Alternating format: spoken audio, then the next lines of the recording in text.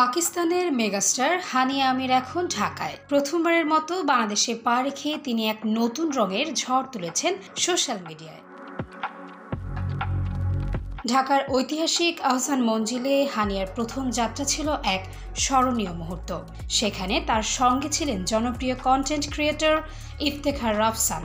একসঙ্গে ফুচকা, ঝালমুড়ি এবং মাটির কাপে দুধ চা সবকিছু উপভোগ করে তিনি পুরো শহরকে এক নতুন স্বাদে মাতিয়ে দিলেন।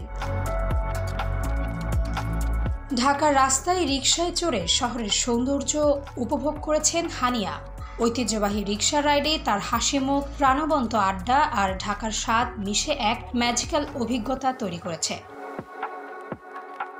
হানিয়ার নতুন হেয়ারস্টাইল এখন সোশ্যাল মিডিয়ায় এক সেলিব্রিটি ট্রেন্ড। তার স্টাইলিশ লুক, সেলফি মুহূর্ত সবকিছু যেন একেবারে ট্রেন্ডি।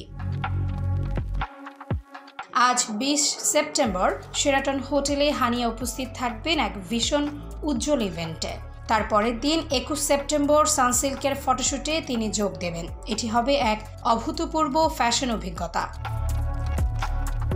হানিয়া আমিরের ঢাকা সফর এক সেলিব্রিটি ম্যাজিক। এটি এখন সোশ্যাল মিডিয়া জুড়ে আলোচনার কেন্দ্রবিন্দু।